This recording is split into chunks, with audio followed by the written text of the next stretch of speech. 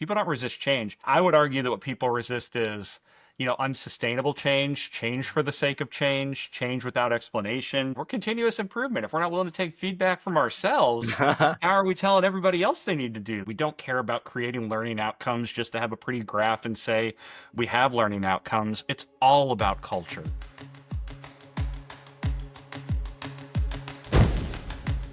Welcome back to KPI Fireside, a continuous improvement podcast. If this is your first time listening in, welcome. We're so happy to have you join us. Our mission here is simple: to improve companies and improve careers through continuous improvement. We're here to share inspiring and interesting stories from individuals who have embarked on the path of continuous improvement. Through these interviews with leaders, innovators, change makers, we explore the sparks that ignite transformative journeys both within organizations and in personal and career growth. So whether you're just starting out or looking to take your improvement efforts to the next level, this podcast is here to help guide, inspire, and empower you. I am Keith Norris. I'm your host, and our guest today is Will Miller. Dr. Will Miller is the Associate Vice President for Continuous Improvement and Institutional Performance at SACSCOC, liaison at Embry-Riddle Aeronautical University. He oversees assessment, institutional effectiveness, and all disciplinary accreditations. He developed innovation at Altitude Strategic Plan, founded the Continuous Improvement Summit, and launched the CISS framework for SACSCOC reviews. He also founded the Southern Higher Ed Accreditation Review Committee. He's a leader in the field. He holds multiple leadership roles and publishes in key journals and frequently at major conferences. So welcome, Will. We're so happy to have you here. It's awesome to be here, Keith. I'm excited to be here and to delve into these topics. Wonderful. Where are you at today, geographically? Yeah, I'm in Jacksonville, Florida. Okay. Our main campus is about 45 minutes south of where I am, an hour. And today I just happen to be working from home. So we'll talk a lot about my answers. My team's part remote, part on ground. So we balance a lot of different pieces. Very cool. Well, I love to get a chance to talk to someone working in higher ed. I know that this thing we call continuous improvement goes by a lot of different names. And one of those names, lean, sometimes gets pigeonholed into like manufacturing. But one of the things I love about these conversations is how the concepts apply to so many different disciplines in so many different areas. So one of the first questions we like to start with, we call this the spark, but was there a moment or a time where you had your first indication that this thing called continuous improvement was maybe a career path that you might find yourself on? Is that a moment that you remember? Tell us how you got your start. Yeah, it's funny. It's a moment I remember well, and it wasn't my choice. It wasn't my spark in some ways. I was at another institution in Northeast Florida, another private college, and assessment and accreditation is more familiar to the higher ed world than the idea of continuous improvement. At Embry-Riddle, we're really trying to shift that. But for my start, it was getting thrusted out of a faculty role. I'm a political scientist. We had an immediate need for someone to step in and kind of start leading assessment and accreditation efforts at this institution. And with that work, we're talking about helping faculty measure student learning and what they're doing in the classroom and how it goes up to a programmatic level and how we determine if what we're teaching is having the career impacts and the career placements that we really want, and showing that and demonstrating that. And as soon as I got into that role, I'm like, this just feels bureaucratic right now.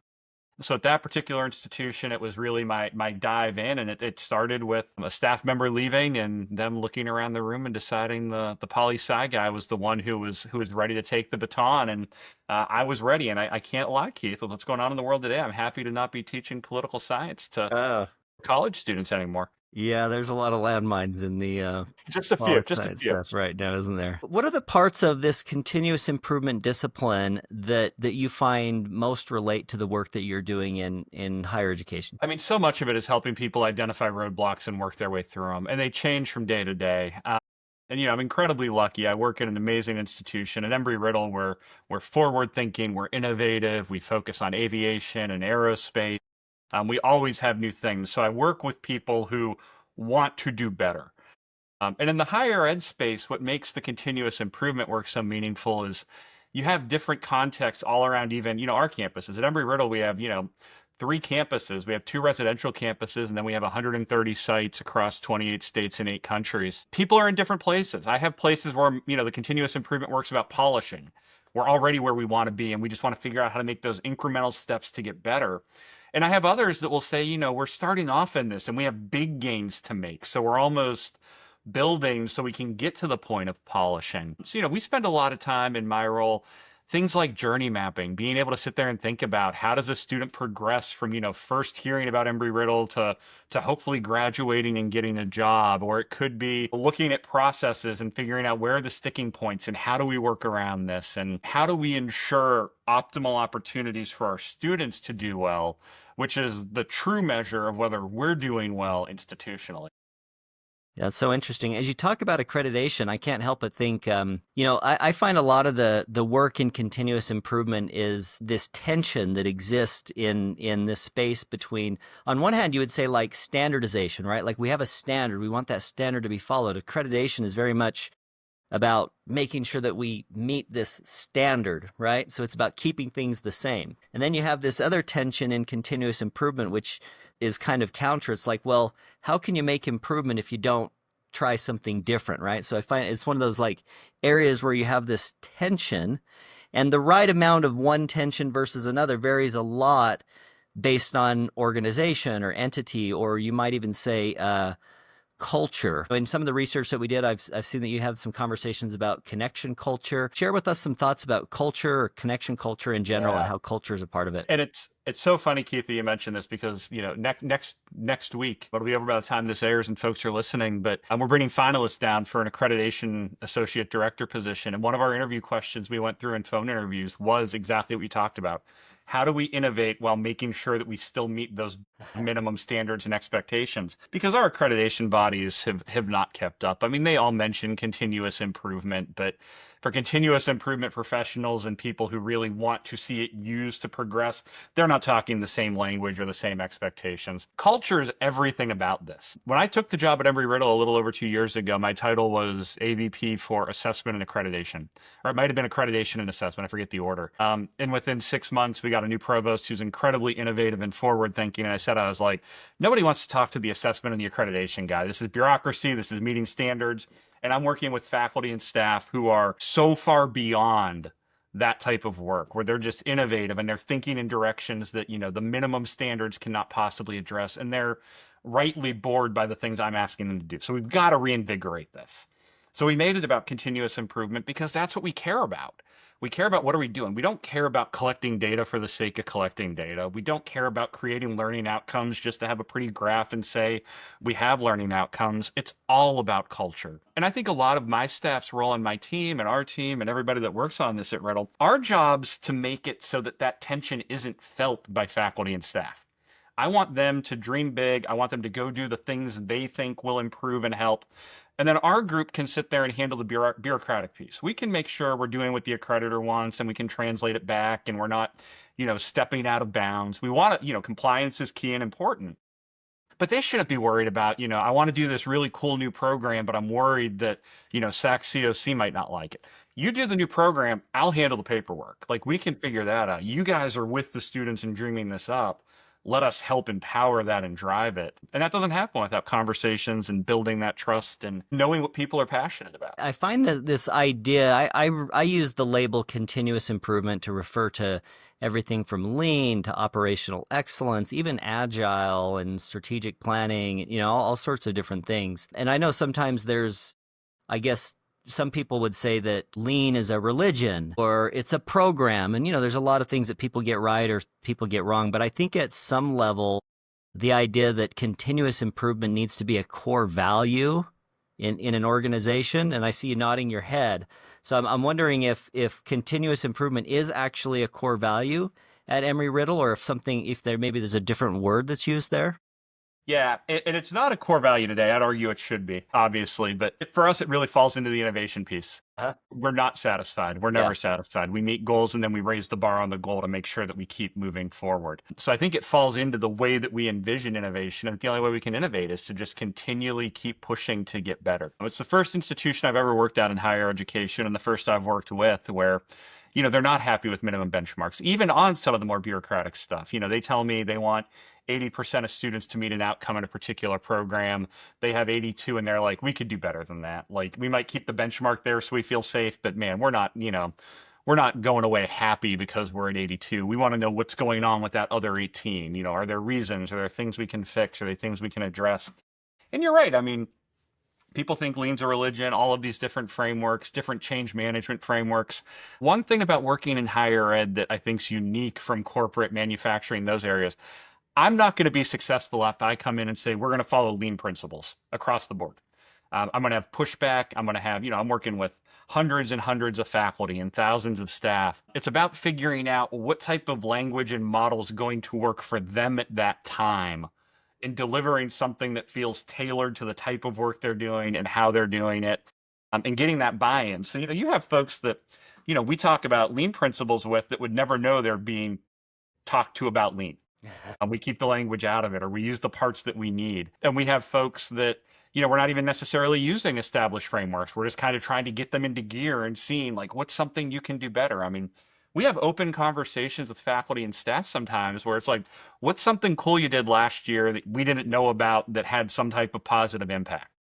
Awesome. Let's see what the impact is now. Where else do we, since we see everybody, think that that type of process or product or whatever they're putting out could be applied and have an equal impact? So much of our job is really being that bridge between departments and programs and faculty who, between their day job and all the extra they do for our students, they don't necessarily have time to then reach across the aisle and be like, hey, I'm doing this really cool thing. Somebody else might want to know. We try to deliver it. Yeah, I think that you might say like celebrating the wins or sharing the good things that are happening. I know that in a lot of we work with a lot of companies, big and small, a lot of big companies. One of the biggest challenges in big organizations is, you have these pockets where really cool things are happening, and you have like, maybe some leader who's really amazing and they're doing some really innovative things or improvement oriented things.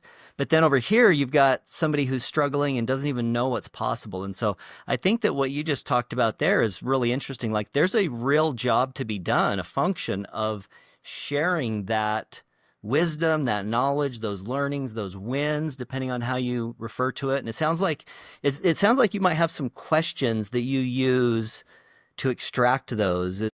Yeah. Do you have some questions that you use to 100%, extract yeah. those? And it's all conversation. I'll start with one of the questions we ask people as part of our annual efforts is we basically ask, do you have capacity, and whether that's you as an individual or your office or area, to think about big change this year? And people are honest. There's years where it's like, no, this is a year that because of, disciplinary accreditors are coming in, or we have, changes to something that are happening, or new courses, or a bunch of new faculty. So we're not ready for massive change. This year, it's going to be more incremental, continuous improvement. And then there's years where they're like, this is actually a pretty, stress-free year comparatively. Let's try something new and big. So we start by just asking, where are you on your willingness and ability in this next cycle to really start thinking more long term?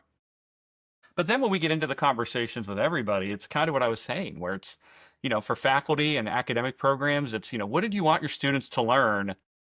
How did you tell if they learned it or not? What's working and not working? What do you need to be supported to feel better? It's getting into the rationale behind it. And then with the staff, it's very much, what's something cool you did? What's something you tried? What's something in your office you set up for? And obviously the advent of AI has helped us.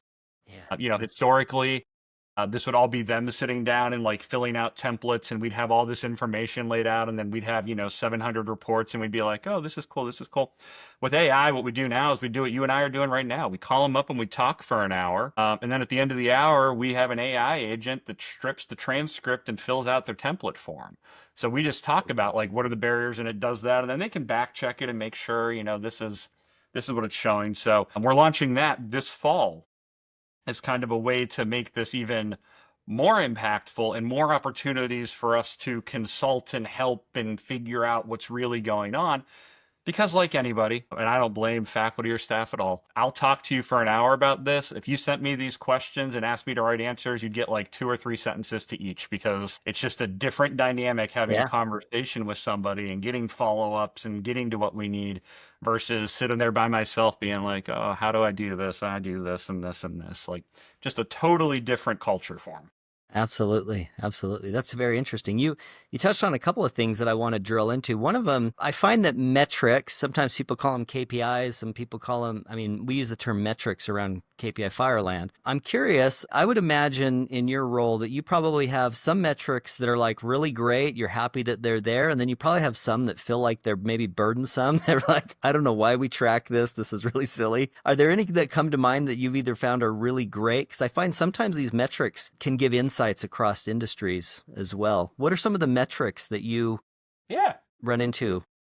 And I'll say, for me, our most meaningful metric is one that it's our toughest metrics. And that's because we let our academic programs kind of tell us what success looks like, especially with what we do. I mean, at the end of the day, we specialize in aviation, aerospace, engineering. If somebody's just not going to be a good pilot, I think most people would agree they don't want them to meet the outcome and become a pilot. And so we have faculty saying things like, we want 90% of students to achieve this at this level. And what makes it hard is I give them full go. Like, faculty work with their students. They know what success looks like. For you in one program, it might be 90%. For somebody else, it might be 70. And it all makes sense. Now, in our larger institutional metrics, obviously student success metrics dictate for us. We care about students retaining and coming back and being successful. We care about graduation rates. We want them to get out with a degree. If they're investing money in us, we want that investment to lead to something. But I'd say in a lot of cases, most importantly, we care about what they do with their careers. Do they get jobs they want? Do they earn salaries they want? Do they earn salaries that reflect what they've put into their educational experience? And, on the employee side, I mean, we care about retention. We care about internal promotions. We care about professional development. We care about the continuous improvement piece, even for the individuals as they're working their way up. And then obviously we care about reputational factors. We do this for our students and we want to keep getting students. We want to keep giving them opportunities. And we do that through, who we are and what we represent. Most importantly, compared to any higher ed institution I've ever worked with, we are the most mission driven I've ever been around. If it doesn't touch on aviation, aerospace, or engineering, it's not our business. And that's a reality to it is, you can come in and say, oh, do you want to create a law school or can we do a law school? Sure, a law school can be super profitable. If we're going to specialize in aerospace, aviation type law, sure, but that's probably not enough to build that type of facility. So from a metric angle, we spend a lot of internal time figuring out how to best put metrics onto, are we staying true to mission? Are we staying on that path? Are we staying ahead of where industry is? Which again, relies on a lot of their metrics too. It's interesting because one of the things I like about this podcast is we get to take and drill into certain industries or certain examples. And what I always find is, the core concepts of lean or continuous improvement, like you can learn them reasonably fast, but there's so many layers, to this. So I heard you getting into things like what I might call voice of customer, right? Like you guys have multiple different stakeholders that you need to consider perspectives on. You've got the person coming to you for an education. You've got, like, you want them to have probably 100% good experience, but then you also have like companies that are going to hire people that come out of your facility. And I think you mentioned like reputation and they have certain criteria. You have the broader public who nobody wants to get in an airplane with an unqualified pilot, right? So I think just, sometimes lean gets simplified into, oh, it's just this straightforward value stream and you just have to optimize around one thing. And so many of us, when we're faced with it, it gets much more complicated. I think that's your scenario. And it's dials and levers, Keith. That's the problem. Like, what I need to do to get students 100% satisfied is going to upset another group. Our Arizona campus is in Prescott, Arizona. Students want to fly as much as they can. One way to help them fly as much as they can, we can sit there and expand hours that we operate. We can fly them out to more remote airports or smaller airports and have them do touch and goes for hours and get their time in. You know who doesn't like that? The people who live around the small airport that hear our planes all day up and down. Students are more satisfied, but then we hear, concerns from folks that are like, man, why are you guys flying so much at 8 a.m.? It's like, oh, you live by an airport and occasionally you're going to hear planes. And you're not even, with your list, you're right. But it's parents, it's faculty, it's staff, it's alums, it's broader communities. I mean, for us especially, We obviously, with Daytona Beach and Prescott being our two biggest residential campuses, we want those communities around us to support and enjoy Embry-Riddle being there. But with the 130 some sites, they're all taking up space in different locations. We want those partners to be happy. We have about 400 students in Singapore at a campus now that continues to grow. We want that government to be happy. We're one of only two institutions of higher ed that are not Singaporean based that they've accredited to operate. And it's us, and then it's John Cook from Maritime out of Australia. We don't want them upset, but what we need to do for them might cost us, from a voice of the customer perspective, points with staff because they have to do a bunch of extra bureaucratic work to make sure the government's happy. But if we don't do that, they're going to be upset. So it's so much on the levers and dials and trying to think through, if I do this to help this group, where am I losing capital with other groups? And what can I afford to do right now? And what can I do to make that up? I spend a lot of my day thinking about, where is my political capital, kind of cup? How full is it with different even individuals? And if it's lower than I need it to be, what can I do? What can I reach out? What can I help with that helps to restore that so that later on, if I need something, I can go and ask and not worry about starting from zero, which means this is going to be a incredibly uncomfortable conversation instead of an opportunity for me to just be transparent and be like, hey, you're not going to like this one, but we got to do it and I'll help you do it. But I hope I've got enough good grace from you that we can make it work this time instead of feeling like I'm always asking for more and giving nothing. I think of like the strategic decisions as the decisions that leaders need to make about which stakeholders to put first, second, third, what levels do we want to achieve there. I can only imagine, politically, I'm hearing a lot of stuff with, education. I don't know where you guys land in that. We don't necessarily need to go there. But I also know that being in aviation a few years ago, like I think, this is probably going back 7 or 8 or 10 years now, but when drones first came onto the scene, right? And I thought drones were just like toys, just like little RC cars. And all of a sudden I found out that you've got to have like a license with the FAA to operate a drone. So I'm assuming that that's probably an area where there's a lot of interesting innovation happening in your There world. is, and that's the thing is it's always about pushing the needle and pushing further. I was with you, Keith, and I tell all of the faculty at Riddle this, like I'm not an aviation person. I don't know how planes work. I still doesn't make sense to me. They explain it to me all the time. They give me kids books. Like I get the basic physics, but like I can't. I'm just in awe at all times in these conversations. Drones especially, because I was like you. My background with drones was I'd worked on a couple of projects with the State Department figuring out public opinion toward the use of drones in places like Pakistan and some others. But I never really thought about like what they are and what they do until I got here. But you're right, it's senior leadership. And we're incredibly blessed at Riddle. Number one, we have an incredibly involved, incredibly talented board of trustees. They come from aviation, engineering, aerospace fields. They know the future of their markets. They share that with us. They let us know directions they think we need to go in. And then our core leadership team, we have a very stable core leadership team that again pushes us to stay true to mission. They're fiscally aware. We don't just spend money to spend money. Everything that we ask for, the two things we think about are, does this tie to the strategic plan in any way, shape, or form? And will this benefit student success? And if the answer to those two questions are no, that's an uphill battle to climb. Like you're gonna have to really start making a case. But yeah, you're right. I mean, we have issues that come up out of nowhere that aren't the typical higher ed issues that we have to work with and work around. I mean, drones is a great example. We have our Prescott students. We have a female lead. She hasn't graduated yet and has signed a very nice contract with her first employer. And she has a rocket, I'm going to call it a rocket club, and that's not the right term, but that's the best I have.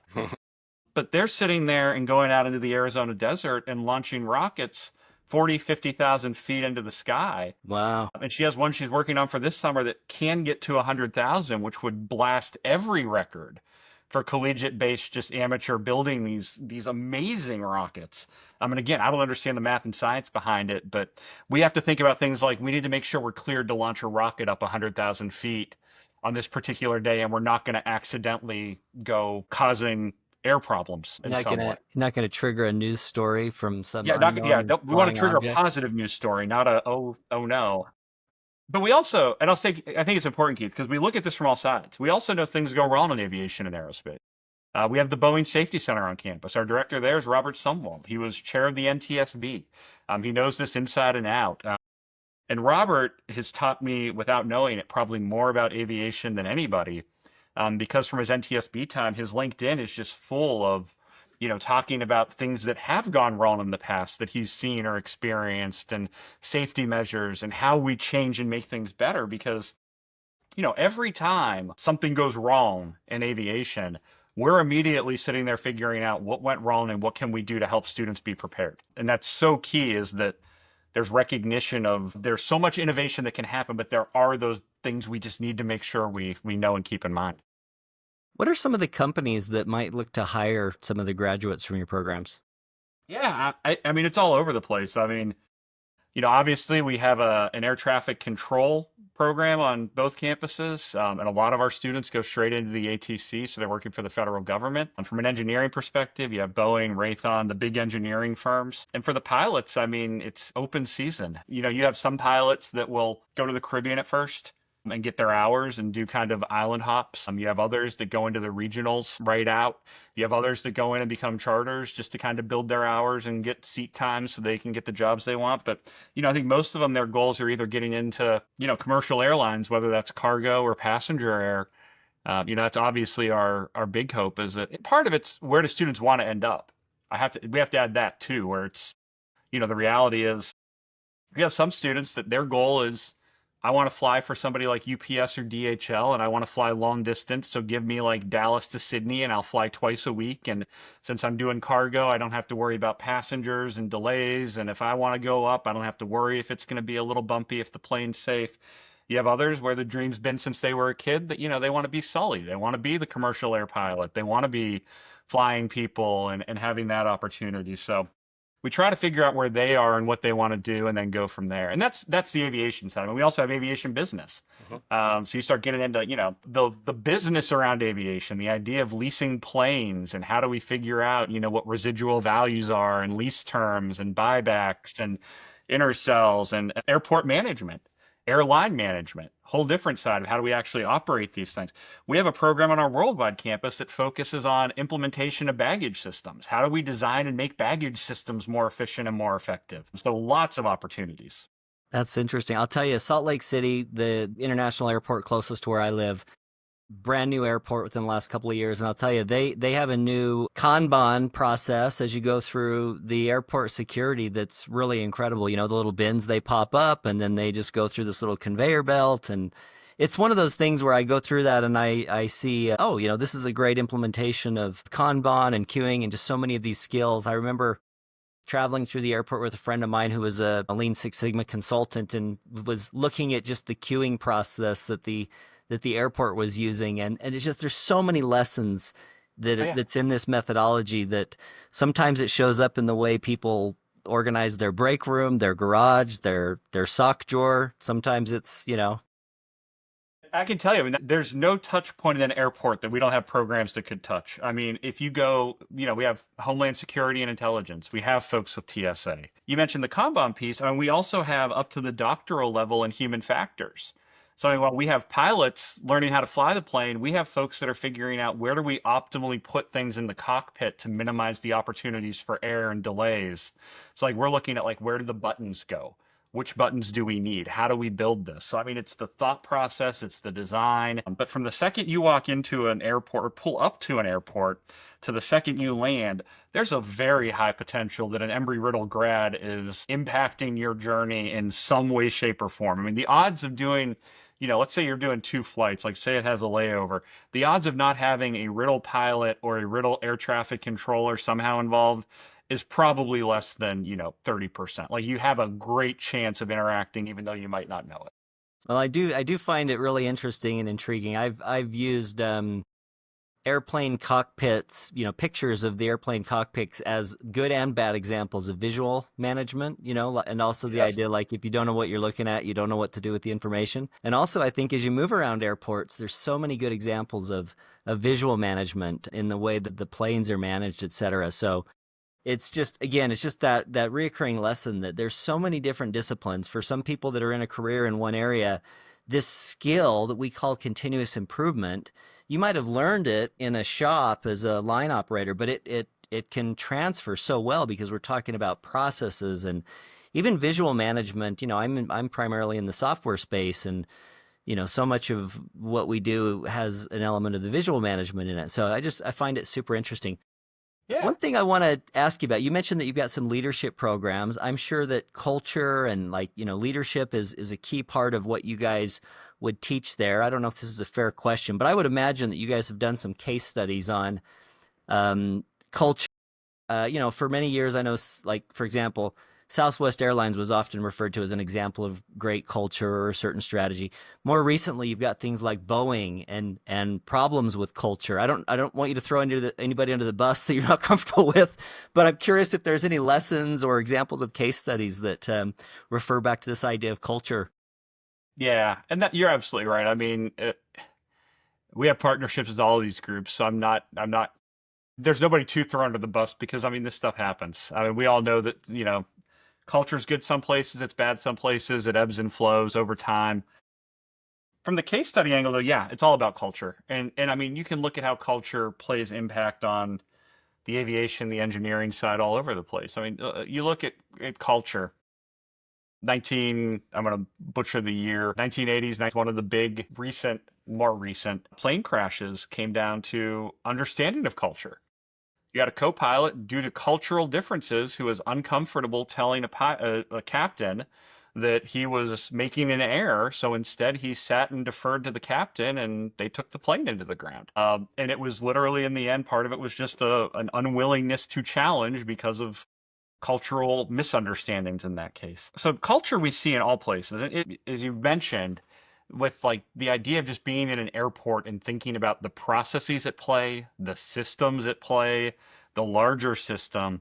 I mean, so many separate cultures to also consider and think through. So yeah, whether it's Boeing, whether it's some of the new airlines, we obviously have business students that are looking at, what's the idea of value? The value airlines, are they going to make it? Are the Breezes and the Avellos really alternatives to the Americans and the Deltas? Where do the JetBlues fit? What impact is Southwest going to have without their free check bags and getting rid of the board by zone instead of actually having assigned seats? All of those pieces end up having a culture aspect, and they're all geared towards continuous improvement. The irony is, and I think it's one of the most interesting parts that I haven't seen a lot at Riddle, but I haven't dug in to see if it's happening, is where some of the disconnect falls sometimes. So like, let's take what's a business decision that's going to negatively impact culture, and how do we spin it as a positive culture choice? What's something that we're doing not because it's going to help culture, but because the bottom line says we have to survive, but we also have to try to put some, fancy window dressing on this, so we're not just saying if we don't do this, we're going to be, in trouble. We need the money, whatever it might look like. But that all plays into it. So those conversations happen. I don't have any great examples of case studies, but all sorts of research that comes out that really dives into it. Got it. Are there, we think about this toolbox or skills related to continuous improvement. Different industries rely more or less on certifications like green belt or black belt, and, some more on lean, some more on Six Sigma, some more on visual management. What are some of the tools or skills that you find yourself relying on in your day-to-day work? Yeah, and I'd say, for us as an institution, obviously we have, engineering's big to us. The engineers love lean. It makes sense. They're thinking about it from a manufacturing system angle, so I can talk a little more lean with them directly without people trying to figure out what I'm saying and what I'm doing. A lot of visual management. To be honest, like I said, Keith, part of it in higher ed, and I think this is where we differentiate a little bit. If I was going into a manufacturing company, I could go in and say, this is the model I'm going to use, and I'm going to instill it across the board, and people will typically follow. Like, they might not like me, they might not like it, but like they'll get on board with that. At a higher ed institution, there's so many different things happening. It's harder to ever say we're all doing the same thing at the same time, even. We're all working towards the same goals. And it leads to a lot of, again, as I shared, conversations and kind of thinking through. I find myself relying more on change management pieces. How am I going to pitch this as change management, and the continuous improvement's going to be change management? Especially, I mean, even on some of the basics from change management. I mean, some of it's explaining to a faculty member or a new staff member that we're going to, we're going to freeze, make a change, and then unfreeze and start measuring. And that's all they need to kind of get their head around. Okay, so there is a point where we unfreeze and this actually happens. A lot of process mapping, a lot of journey mapping. I have somebody on my team, Naima, who is phenomenal at helping people walk through journey maps and pulling out outside influences and where are issues running in. So I am probably a bad example for folks of like going into one or two tools and really making it work, as opposed to I spend a lot of time figuring out what someone needs and then getting on and trying to learn about a tool very quickly that I can then use to help them, Yeah. which makes the job really fun, but definitely means every day is a little different and a little challenging. Yeah, I think that's one thing that I really like about this discipline, and one of the things that I'm really trying to make an impact with this podcast is that, yeah, some people are going to be on a path of becoming a master black belt, or, they've got the responsibility to train 100 people in lean or something in their organization. But there's a lot more people who have been exposed to a little bit, and maybe they were exposed to a 5 whys, or maybe they were asked to draw a picture of what's going on, or maybe they were asked for a root cause analysis, and they didn't even realize that this thing that they were doing that really just seemed like common sense or a task was a piece of a broader set of skills. You know what I mean? It's like if your only exposure to becoming a pilot was you liked paper airplanes as a kid, you kind of need to have your eyes open to like, wow, there's a school I can go to. This is a career. I could make a living out of this thing. And I think that's one thing that I find with continuous improvement in this discipline, and a lot of the people that I talk to, like there's some people who, and I think that this is I think this is something that's intrinsic. It's built into the DNA of humans, is this idea that we need to grow, we need to improve, we need to evolve. I think that's like at the DNA level. And I think that this discipline, when it's applied inside organizations, it has kind of a similar, like it's necessary. It's part of the force that's required to sustain life in an organization. Organizations that don't evolve and don't change and don't grow, they die. If you're not gradually improving, you're getting worse. You're on your way down the other side of the curve. 100%. And that's the thing. If you're not gradually improving, at some point you're going to be faced with the decision to make a ton of change really quickly, which is going to upset everything, culture, function, system. Like it destroys all of these things. But I think you're right. At the DNA level, every time somebody kind of resists the continuous improvement piece or what we're thinking about or trying to get folks to do. Again, we don't tell them what to do. We try to get them to do something and adopt it. I assume in my head, because it's how I am, that they are actively kind of pushing themselves to resist. Like it's not natural to be like, no, it's like, yeah, this, and I hear it sometimes. Like what you're saying makes sense. They'll tell, like, I'll have staff tell me, like, what you're saying makes perfect sense. Where do I find the time to do it? Is it resourced so I can do it? And I'm like, so you're agreeing with the principle. Now we're discussing how we get to do this. But that's good to know. That's a good conversation. And I think, you mentioned the 5 whys. I mean, I should have said that to the last question. I use the 5 whys all the time. I try not to use it as just the 5 whys because faculty don't like if I keep saying why. But I try to get it into like, let's get into the root of what we're really doing and why we do it.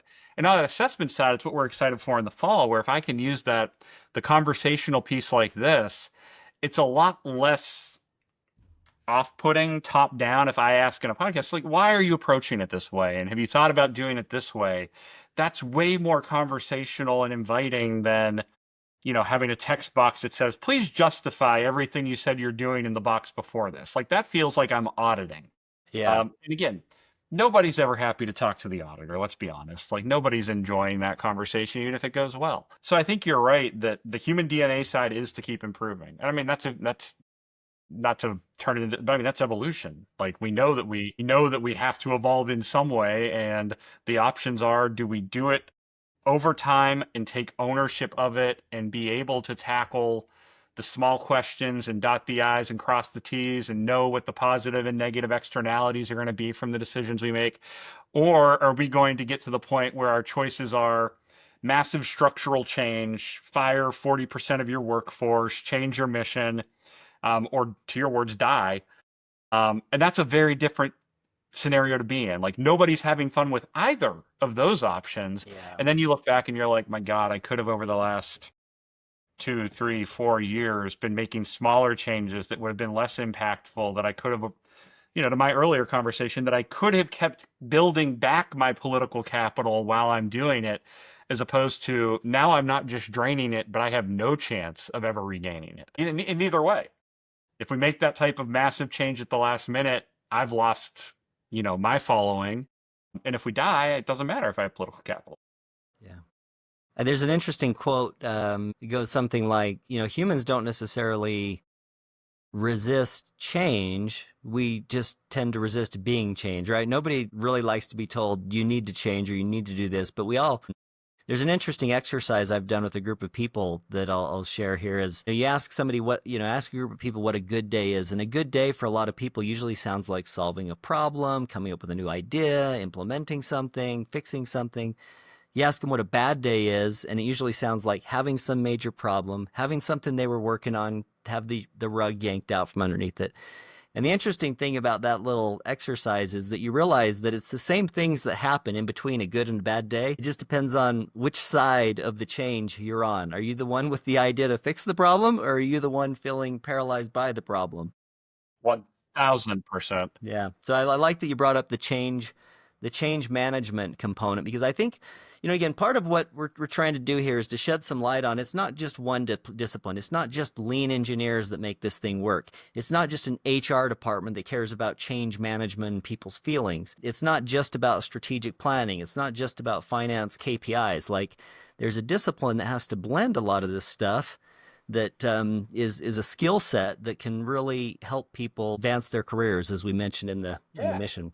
And I do think that's the skill set part. I mean, when you get into the Spark, and this is kind of the backstory. When I talk to, my wife or my family, especially my mom, about what I do and how I do it, she's never surprised, because she's like, you were the kid in elementary school who was friends with everybody. The kids who didn't like each other, you were friends with both of them still and could make that work. And I won't lie. I mean, I do think some of the political science, my political science background is really in campaign management, polling, elections.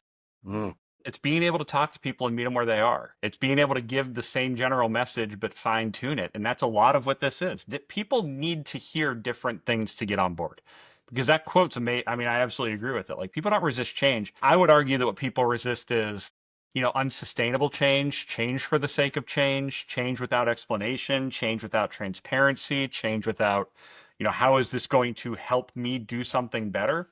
But if I can sit down with a faculty member and say, hey, we're going to do this and it's going to positively impact your students and you're going to see this, they buy in. Now, when I need them to maybe help me do something where that's not going to happen, we have a very different conversation. I'm like, look, this isn't going to help students. This is going to be a building block that we use to do something else 3 years later. And I'm willing to give everything I can to make this as painless and easy as I can for you, because at that point, otherwise, I'm telling them, change this to change it. And that's not, again, like you said, I think that's the change people resist, is like, we're just changing. It's like, if you say it's tech side, since you're on the software side. So say, we switch ERPs and it's been a 3-year process and it's an overhaul and it impacts every process and everybody else. And then at the end of that 3 years, our contract comes up and somebody says, oh, we could save 500 grand if we switch to this other one, so let's do it again. And you're sitting there, you're like, we're just changing to change. We don't have vision. We don't have strategy behind this. We're just, trailing dollars. Or it's no different than mission creep. If you're in higher ed and you're just going to add programs because you think they could add dollars to your revenue and you need the dollars, but they don't fit who you are or what you are, that's a problem. I mean, if Embry-Riddle decided tomorrow they were going to add a musical theater program, that would be strange given the other programming we offer. No different than if a liberal arts college tomorrow decided to cut a musical theater program and add a cybersecurity program. We have to figure out who we are and drive everything around that. And, to your point about we make change or we could die, there are times where you have to rip that Band-Aid and be like, yeah, look, this time we have to do a lot and we got to do it quick. And it's kind of a reprogramming. But you have to be honest about that stuff. You can't convince people it's good for them. There's things that are going to hurt that we have to do. There's things that might not immediately have the impact and cause, fear or concern or pain. And that's all part of culture. I mean, my own team right now, Keith, we're doing 360 evals for the first time. And we talk about continuous improvement. And I mean, they're on edge. They're like, how are these going to be used? Well, I see what people say. What happens? And I'm like, guys, we're continuous improvement. If we're not willing to take feedback from ourselves, how are we telling everybody else they need to do this? Like we've got to be able to look at this and be like, yeah, here's 2 or 3 things I might be able to work on in the hopefully in the immediate that will lead to more positive interactions. That's a good topic. I'm sure I know that we've had that topic of 360 evals. Whenever you ask questions like that, every question you ask, especially in a company, the culture of the culture of the company, the trust that exists, people are always like triangulating. Another quote that I'm reminded of, tell me how you'll measure me and I'll tell you how I'll behave, right? Like it's like, depending on how you're going to use the answers is how I'm going to answer the question. Yep, and but to go back to your point from a minute ago, I think that's also natural human behavior. Yeah. Like we want to evolve, but we don't necessarily want to be evaluated. Yeah. And I view it the same way as like I don't like going to the doctor and having blood work taken, even if I know I've been doing what I'm doing, because there's just a chance it might not be, and I'm going to hear something I don't want to hear. I don't love evaluations, even if I know they're probably going to be strong and solid and give me helpful things. I think it's just kind of one where in general we're like we don't know. We don't like that uncertainty, which is why it's so important on continuous improvement that we're informing people on what we're doing and why, that we're managing the change. Because if people know, they may not like it, but they can normally at least respect, like, all right, at least I knew this. And I'll give a great example. I mean, my president at my former institution, I was there during COVID. And he wanted you talk about voice of the customer. We were polling students every night on something. We just wanted them in a habit of responding when we had to go remote for higher ed. But he was very good at one thing, and like return to campus and masks. He had me ask students like, how do you feel about a mask policy that you have to have a mask on if you're in class? And it came back and it was like 70% of students were just absolutely opposed to having to wear a mask. And then he issued the announcement 2 days later of, I'm putting a mask policy in place. You're all going to have to wear masks. And then he went through and he's like, I heard everybody who was upset. I read every comment. I read every concern. He's like, but at the end of the day, I need to do this to protect the 30% who do. Yeah. So there was at least like they were mad, but it was like our voice was heard. He responded to us. He explained how he made the decision. And that resonates. Like, it's like, okay, I can have a better understanding versus if they hadn't been asked and a mask policy had been announced. Now they're upset. They're not involved. They don't know the logic. They're less likely to believe anybody cares about it. It's just all of those things that can be controlled. So we need to control the controllable so that people can feel good about the directions we're going in and share that with them. Yeah, I think that's a good example of respect. You're respecting someone enough to ask them their opinion. I think that there's certainly an element of good leadership. A good leadership can a good leader can communicate respect, but a good leader can also communicate when, hey, I need to make a decision and this is the decision that I'm making and here's why I'm making that decision. I'm sorry that you don't agree with it. And it's not like, tough cookie, like it's done in a respectful way. And again, this is one of those things where I say, I act like I know the right answers, but as a human being, I always make mistakes with these things too. That's what I love about this discipline is it's easy to know the principles, but it's so hard to, the lessons just keep coming. The lessons are. Yeah. And people that are in this field get it. I mean, my team will get emails from me every once in a while or Teams messages where I'll have a week where I'm just off. Like I told you I was going to do something and it's actually going to be next week. And I'll shoot them a message. I'm like, man, guys, and I have a team of 10. And I'll be like, man, guys, I just blew it this week, and I am sorry if it came out on you or anything. And like that gets buy-in again. It gets grace. It helps with that political capital where I'm going to acknowledge that this was not an A for me. But because I believe in continuous improvement, that's just an opportunity for the next week to make sure that I'm improving on that and addressing the things that didn't go well for myself. Well, let me just kind of finish up with what I'll call a quick fire here. These will just be some relatively short questions. Just give me the first kind of first words or phrase that comes to mind. The number one job of a leader is to understand. It's about understanding for me. Understand. That's a great one. Are there some books on this topic in this discipline that you might recommend?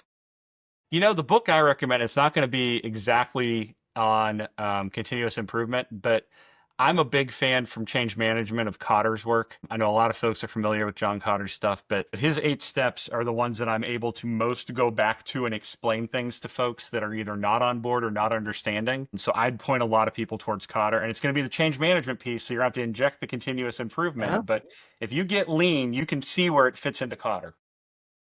Okay, how about the one piece of career advice you might give someone listening to this? Yeah, I mean, for me, it's follow what you think you want to do and see if it's really it. I mean, I fell into this by accident. I mean, that Spark question was such a good one, where it was a president and a provost saying, "Hey, we think you could do this." So if people are saying they think you have a skill set for a job like this, it can go so many directions. I've worked for higher ed tech. I've worked for different universities. And in all honesty, in this field especially, make sure you keep the relationships. This is an opportunity to talk to everybody. If you're on the corporate side and you're in a company or you're in a manufacturing company, this is your reason to get to know every single person within an org structure or an org tree. And not many people have that need outside of HR. But again, with like stuff like HR, it's onboarding, it's offboarding. This is much more like continual helping them through a process. So take advantage of it. That's great advice. Okay, this last question. If there was one meeting that you could have this week with your team, what would it be? Like, what would be the structure of that meeting? Yeah, and I'll tell you, if I could do one meeting this week and have my team, it would definitely for us be the kind of strategic vision planning that we need to do, which is going to sound like a very kind of cut and dry answer to folks. But when my team came into Riddle, we've had some pretty big turnover. We've changed a lot of processes, we've changed a lot of systems, we've rebranded, and we've done a great job in 2 years. But it's time for us to think about like the next 3 years and where can we really be disruptive? Where can we really change the heart of how things are happening to make it more impactful, more efficient, more effective, better for people where they actually enjoy this work and understand our why behind it? Because that's the fun part, is being able to sit there and see people take this on their own. I mean, my favorite thing is when somebody comes back and they're like, yeah, so this year we took some of the stuff that you told us about Cotter and we've changed these 4 processes in our office without you even knowing. And we're seeing all, so I'm like, great, this is like, we're like spreading the web so that others are taking it on their own and not depending on us for assistance on it. I think that's fantastic. Yeah, there's certainly like a pay it forward element of this knowledge that is part of this continuous improvement discipline that I find that's another thing that I hear and see a lot of people talking about. And you mentioned a minute ago with I think that's something that people with in this discipline have that responsibility too, to find like, hey, who's the next person that could be successful with this skill set, with this knowledge. 100%. And I think that's the thing, Keith, is like, as you said, Lean's the one that kind of gives it. We have certifications that kind of get this. You have some PMI folks who I think fall somewhat into continuous improvement, not all the time in all cases. But it's not like there's one thing to look for. It's not like aviation where you need an FAA certification to fly. This can come from anywhere. So it's figuring out who really has that more inherent skill set that likes to talk to people and can help people identify problems without making it feel threatening or Yeah. concerning. And you naturally experience that. Yeah, I think there's so much problem solving that needs to be done in the world, right? I've never met a company that has too many people that know how to do a good job of solving problems. I've seen plenty of companies with too many problems. And nobody to solve them. That's one of my favorite alumni stories. This was the first institution I worked at that I talked about earlier. When I was at Flagler College, we had a philosophy major who'd placed into a top 4 financial firm. And people were always asking him, how did you get this job? You have no finance background. And he's like, they don't want finance background. I know how to solve problems. That's And that is how he had banked his career. I mean, he was doing that. He was at basically an AVP level 4 years out of undergrad with a philosophy major at a top 4 financial firm, having never taken a finance class. But he can solve problems. That's the key. And you know what? I think that's, as we talk about all the building blocks of this discipline, structured problem solving and having a problem solving approach that you can follow is certainly one of those. Well, Yeah, and you don't have to be content experts. yeah, Like, I honestly think I'm better at my job where I am today because I don't understand how planes fly or engineering. Because I go in, and I don't want to say go in blind, but like, I don't have ideas on the content. You tell me how you're doing this, I have no thoughts. If they were political scientists, I might be like, ooh, well, we could do this, or we could tweak. Like, I don't have any of that. Yeah, So I go in looking at it almost as a blank slate, and they have to explain things to me so I can understand, and that's where I can learn a lot. yeah, they call it what they call it, the curse of knowledge or a beginner's mind. Approaching a problem with a beginner's mind, you see things in a different way. Yeah. Well, Will, I really appreciate you joining us today. It's been such an interesting conversation. I'm looking forward to just keeping up with you. I have to look you up sometime when I'm in town. It sounds like a very interesting operation that you guys Yeah. have there. If somebody wants to catch up with you on LinkedIn or find you, how could we find you? Yeah, so on LinkedIn, it's Will Miller PhD, I think is my after the slash. But if you find Will Miller, it's a picture looks just like I do now for the most part. And then also email, will.miller@erau.edu. Feel free to reach out. And, anybody interested on the continuous improvement side, if they're near Daytona, let me know. If they're ever in Daytona, I'm happy to show people around. We have a lot of cool toys we can show. I'm happy to take people if they're in Prescott. I'm just not in Prescott most of the time. So, when I'm out there, I'm happy to show people that. I'm proud of our students. I'm proud of our campus. I'm proud of all the work we do. So always happy to show that off and share. Well, it definitely shows. It's so much fun for me to chat with folks like yourself, and I, on behalf of the public, I appreciate what you guys are doing to put good pilots and good operators in and around the air Yes, traffic system in 100%. general. And again, it's not me. That's everybody else. But I just try to make sure we've done the compliance parts. Well, you know what? I think that just your energy and your enthusiasm for the work and the fact that, you're not the one flying the plane or whatever, but you feel connected to that mission. I think that is a very good example. And I think that that's something that people listening to this podcast and other organizations, I've talked to people that work as people, let's say, soldering capacitors onto medical equipment who feel connected to the outcomes, the patient outcomes that those products are delivering. And I think those are good examples for us to see what's possible inside other companies and to strive for in our own. And so I really appreciate this conversation. And for anybody that's listening to it, if you have questions for Will, certainly look him up. If you have questions that you want to ask us or other guests that you want to recommend, you can find me on LinkedIn also, Keith C. Norris. This concludes the episode of KPI Fireside, a continuous improvement podcast. If you enjoyed today's episode, be sure to follow us on the socials and share the podcast with friends or colleagues who are as passionate about continuous improvement as you are. You can find us wherever you get your podcast. Until next time, keep driving progress and sparking change.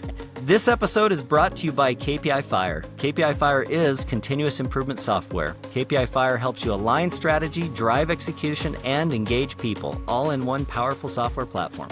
So whether you're leading a team or transforming an entire organization, KPI Fire is your partner in achieving breakthrough results. You can learn more at kpifire.com.